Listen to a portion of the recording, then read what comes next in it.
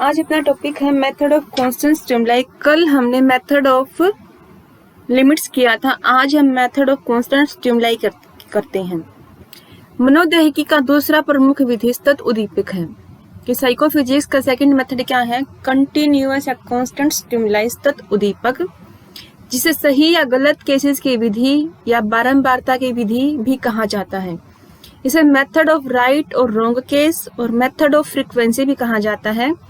इस मेथड के द्वारा भी आर, एल और डीएल को ज्ञात किया जाता है। इस विधि द्वारा आरएल ज्ञात करने के लिए उद्दीपक को रैंडम ऑर्डर में उपस्थित किया जाता है और प्रत्येक बार व्यक्ति को यह बताना होता है कि उसने उद्दीपक का प्रत्यक्षण किया या नहीं। देखो, इसमें हम कोई ऑर्डर नहीं लगाएंगे, कोई सिस्टमेटिक नहीं लगाएंगे। इसमें हम जब मर्जी चाहे उसको कम आवाज में, जब मर्जी चाहे उसको तेज आवाज में हम वो स्टिमुलस दे सकते हैं। जैसे हमने मेथड ऑफ लिमिट्स में किया था कि हमने उसको एक फिक्स ऑर्डर दिया था, एक असेंडिंग सीरीज दी थी और एक डिसेंडिंग सीरीज दी थी। लेकिन यहाँ पर हम उस सब्जेक्ट को कोई ऑर्डर नहीं देंगे, रैंडमली कभी उसकी आवाज को कम करके, कभी उस आवाज को तेज करके व्यक्ति के सामने रिप्रेजेंट किया जाता है और फिर हम आर, एल और डी एल को निकालते हैं। सतत उद्दीपक विधि में यद्यपि उद्दीपक के भिन्न भिन्न मानों को व्यक्ति के सामने रैंडमली रूप से उपस्थित किया जाता है, फिर भी उद्दीपक के प्रत्येक मान को पूरे प्रयोग के दौरान कई बार ऐसा प्रीडिटरमाइंड ऑर्डर में उपस्थित किया जाता है कि प्रयोजक को पता ही नहीं चलता। देखो, हमने उसको रैंडमली ऑर्डर में दिया है, लेकिन हमने पहले ही डिसाइड कर लिया था कि सब्जेक्ट को मैं किस किस आवाज को किस किस टाइम पर दूंगा। तो यहाँ पर भी हम कई बार क्या करते हैं कि उस साउंड को हम 3-4 बार रिपीट कर देते, लेकिन सब्जेक्ट को पता नहीं चलता। तो इस प्रकार जो सब्जेक्ट है वो अपने डिसीजन में कोई पूर्वाग्रह नहीं लाता कि उसका पहले से नहीं पता कि डिसेंडिंग सीरीज में चल रही है, मेरे पास साउंड लो से हाई में जाएगी। तो यहाँ पर वो हमेशा अलर्ट रहता है कि हाँ, अब साउंड मुझे सुनाई देगी, क्या पता अब मुझे साउंड सुनाई ना दे। तो यहाँ पर जो उसका निर्णय होता है रिलायबल होता है कि हम उस सब्जेक्ट के निर्णय पर विश्वास कर सकते हैं। जैसे इसमें एक तालिका बताई गई है कि उसमें आरएल को ज्ञात किया गया है। इस तालिका में सबसे बाईं ओर ध्वनि की तीव्रता यानी कि हर्ज में दिया गया है। साउंड तो हमारी हर्ज में ही होते हैं, उसको 2 हर्ज से 50 हर्ज तक की साउंड दी जाती है और जो स्टिमुलस वैल्यू है उसमें सिर्फ 2 हर्ज का ही डिफरेंस रहता है। प्रत्येक उद्दीपक को सभी 10 उद्दीपकों में को प्रयोजक के सामने 100 बार रिप्रेजेंट किया जाता है। यानी कि हमारे पास 32, 34, 36, 38, 40, 42, 44, 46, 48 और 50 ऐसी हमारे पास 10 स्टिमुलस हैं और दोनों स्टिमुलस के बीच बीच में 2-2 हर्ज का ही डिफरेंस है और हम प्रत्येक साउंड वाली स्टिमुलस को रिप्रेजेंट करेंगे 100 बार। जैसे 32 हर्ज के स्टिमुलस को मैंने व्यक्ति के सामने 100 बार प्रेजेंट किया, तो उस 100 बार में से उसने उसको 3 बार सुना और 97 बार उसने नहीं सुना।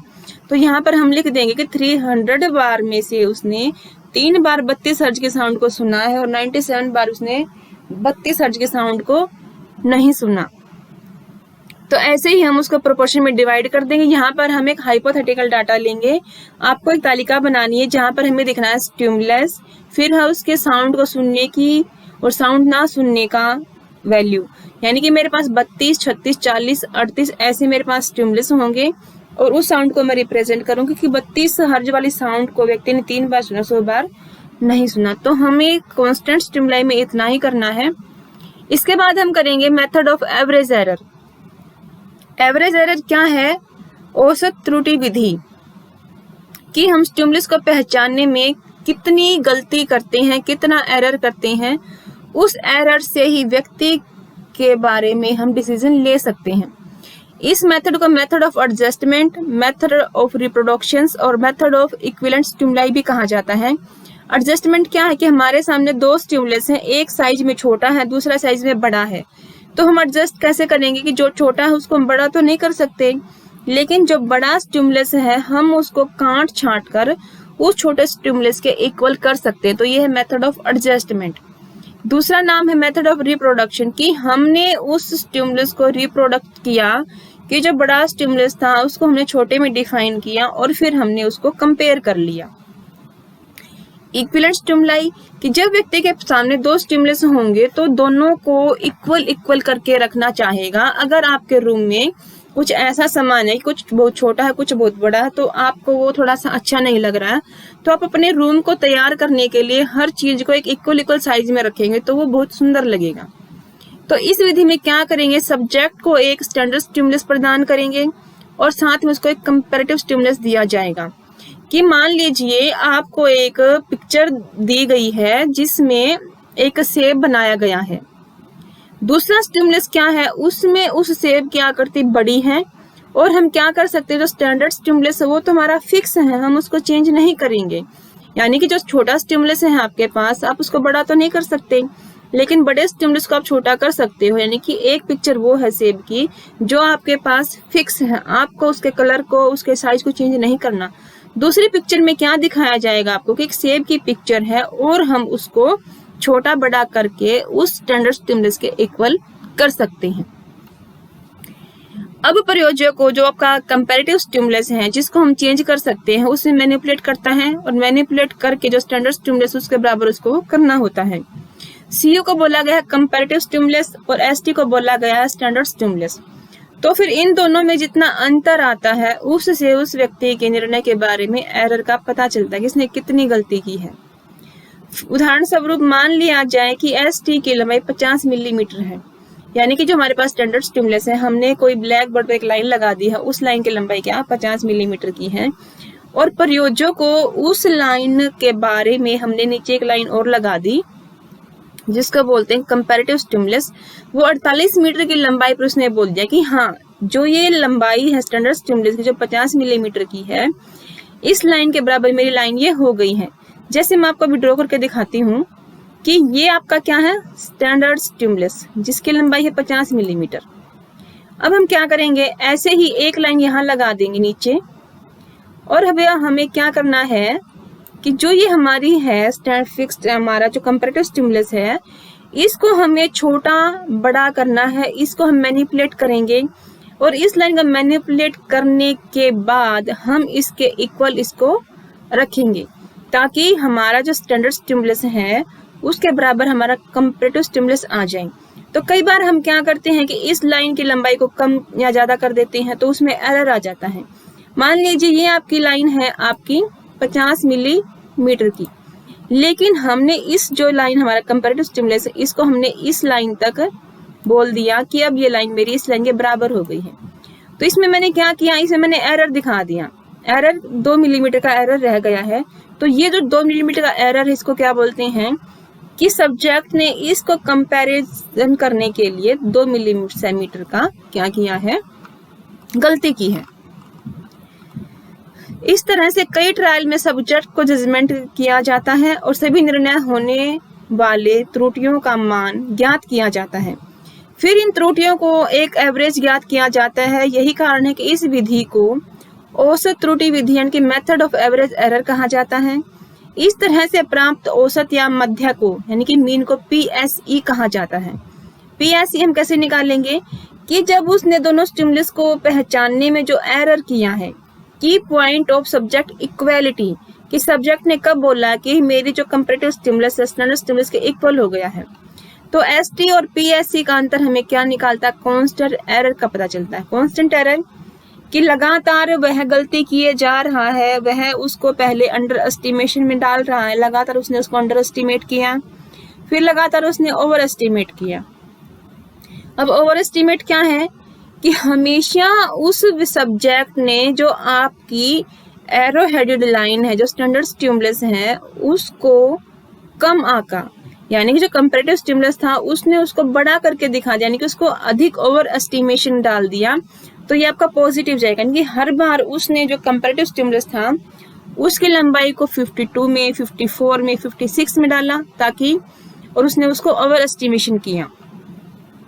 ऐसे ही जब PSE का मान ST से छोटा रहता है तो इस अवस्था में जो CE है यानी कि कांस्टेंट एरर है वो नेगेटिव रहेगा। अब देखिए आपका स्टैंडर्ड स्टिमुलस 50 मिलीमीटर का है, अगर उसका CE 48 आता है या फिर 46 या 46 आता है, तो वहां पर तो नेगेटिव है ना, कि जो आपका वैल्यू थी, जो 50 वैल्यू थी, उससे नीचे आपका आंसर जा रहा है तो वो क्या है, नेगेटिव ही कहलाएगा। और जब आपका जो मान है 50 आपका स्टैंडर्ड स्टिमुलस है, उससे ऊपर अगर वो वैल्यू बताएगा तो तब क्या किया उसने, उसको पॉजिटिव में दिखा, यानी कि उसने उसको ओवर एस्टिमेशन किया, और नेगेटिव आने पर उसने उसको अंडर एस्टिमेट किया। अब सीई कैसे निकालेंगे, PSE minus standard stimulus. PSE क्या है आपका, सब पॉइंट ऑफ सब्जेक्टिव इक्वालिटी, कि जहां पर उस सब्जेक्ट ने ये पहचान लिया कि मेरा जो कंपैरेटिव स्टिमुलस है वो उस स्टैंडर्ड स्टिमुलस के इक्वल हो गया है। और एसटी क्या है आपका, स्टैंडर्ड स्टिमुलस। तो जो आपका मेथड ऑफ एवरेज एरर है, अन्य दोनों मनोदैहिक विधियों यानी कि साइकोफिजिकल मेथड, हमने क्या किया, मेथड ऑफ लिमिट्स किया है, मेथड ऑफ कांस्टेंट स्टिमुलाई किया है। इन दोनों से अलग है। अलग क्यों है, क्योंकि इन दोनों विधियों में उद्दीपक यानी कि स्टिमुलस का कंट्रोल एक्सपेरिमेंट के हाथ में होता है। मेथड ऑफ लिमिट्स में भी जो आपका एक्सपेरिमेंटर है, जो शोध करता है, उसके हाथ में पूरा कंट्रोल रहता है। लेकिन मेथड ऑफ एवरेज एरर में जो कंट्रोल रहेगा वो उस प्रयोगकर्ता पर रहेगा, उस सब्जेक्ट के हाथ में रहेगा, कि प्रयोगकर्ता उसमें अपनी इच्छा से मैनिपुलेशन करता है। लेकिन मेथड ऑफ एवरेज एरर में स्टिमुलाई में जोड़ तोड़ प्रयोगकर्ता के हाथ में नहीं होता, बल्कि सब्जेक्ट के हाथ में होता है। फलस्वरूप जो मुलर लायर इल्यूजन है, जिसमें दो रेखाएं होती हैं, एक एरो हेडेड लाइन होती है और एक फेदर हेडेड लाइन होती है, व्यक्ति तीर रेखा को पंख रेखा से छोटा समझता है। तीर रेखा क्या है कि जिसकी किनारे फिक्स है, जो आपका स्टैंडर्ड स्टिमुलस है, जो 50 मिलीमीटर का है। हालांकि इन दोनों रेखाओं की लंबाई बराबर बराबर होती है। इस भ्रम के अध्ययन में प्रयोजक को इस बात की पूरी स्वतंत्रता होती है कि वह जैसे चाहे वैसे पंख रेखा की लंबाई को घटा बढ़ाकर तीर रेखा की लंबाई के बराबर कर सकता है। इस तरह से उद्दीपक में जोड़ तोड़ करने की स्वतंत्रता सब्जेक्ट को होती है कि वो अपनी इच्छा से उस स्टैंडर्ड स्टिमुलस के बराबर जो उसको उस लाइन को करना है, उसको कम भी कर सकता है और उसको ज्यादा भी कर सकता है। तो इस मेथड में दो एरर होने की संभावना बहुत अधिक रहती है, वेरिएबल एरर की संभावना और कांस्टेंट एरर की संभावना। वेरिएबल एरर मैंने लास्ट वीडियो में आपको करवाया है और कांस्टेंट एरर भी मैंने लास्ट वीडियो में आपको करवाया, वहां से इनको देख लें। तो यहाँ पर हम कैसे उन एरर को दूर कर सकते हैं, कैसे उनको सुलझा सकते हैं। पहला हम क्या उपाय कर सकते हैं कि दिए जाने वाले ट्रायल्स में से आधे में तुलनात्मक उद्दीपक यानी कि जो आपका कंपैरेटिव स्टिमुलस है, उसको स्टैंडर्ड स्टिमुलस से यानी कि एसटी से अधिक बड़ा करके देंगे और आधे प्रयासों में उसको छोटा करके देंगे। देखो इसमें हमने क्या बताया, पहले हम उसको ओवर एस्टिमेशन में लेकर जाएंगे, फिर हम उसको अंडर एस्टिमेशन में लेकर जाएंगे। यानी कि पहले हमारे सामने अगर हमें उसके 100 ट्रायल लेने हैं तो 50 ट्रायल में हम उसको पहले ओवर एस्टिमेशन की वैल्यू से गुजारेंगे और फिर उसको अंडर एस्टिमेशन की वैल्यू से हम गुजारेंगे। दूसरी तरफ सीओ की लंबाई छोटी होगी, यानी कि कंपैरेटिव जो स्टिमुलस है उसकी लंबाई छोटी होगी, तो वह उसे बड़ा करके एसटी के बराबर करेगा। अतः आधे प्रयासों में सब्जेक्ट को इस तरह की मूवमेंट तथा बाकी आधे प्रयासों में दूसरे तरह की गति करनी होगी। तो इससे जो मूवमेंट एरर अपने आप ही कंट्रोल हो जाएगा। फिर है कि दिए जाने वाले प्रयासों में आधे में सीओ को एसटी के बाईं ओर रखकर, यानी कि एक बार जो आपका स्टैंडर्ड स्टिमुलस है हम उसको जो आपका कंपैरेटिव स्टिमुलस है उसको हम स्टैंडर्ड स्टिमुलस के राइट हैंड के साइड रख देंगे और आगे जो 50 ट्रायल है उसमें उसको उसके लेफ्ट साइड के हैंड में रख देंगे। तो इससे क्या स्पेस एरर अपने आप ही कंट्रोल हो जाएगा।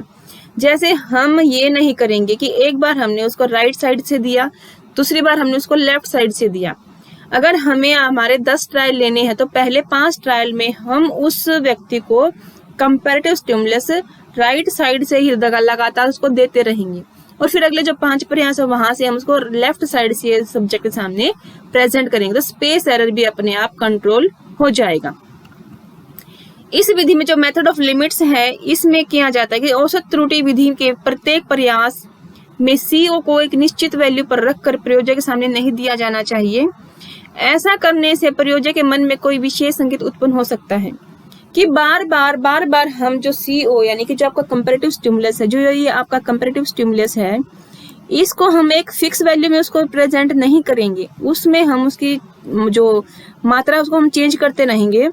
इस त्रुटि से बचने का उपाय है कि प्रत्येक प्रयास में CO यानी कि जो आपका कंपैरेटिव स्टिमुलस है उसके मान को निश्चित न रखकर हम उसमें चेंज कर सकते हैं और सब्जेक्ट के सामने उसको रिप्रेजेंट कर सकते हैं। मेथड ऑफ एवरेज एरर के उपयोग का उदाहरण मुलर-लायर इल्यूजन है। सबसे बेस्ट एग्जांपल है इसका मुलर-लायर इल्यूजन। मुलर-लायर इल्यूजन में मेथड ऑफ एवरेज एरर को यूज कर सकते हैं। इसको आगे समझाया गया है। एक्स जो तीर रेखा है और वाई जो पंख रेखा है वो फेदर हेडेड लाइन है और वो एरो हेडेड लाइन है कि लंबाई तो बराबर हो, कई बार व्यक्ति एक्स को वाई से छोटा समझ लेता है। तो मुलर-लायर इल्यूजन को हम नेक्स्ट वीडियो में करेंगे।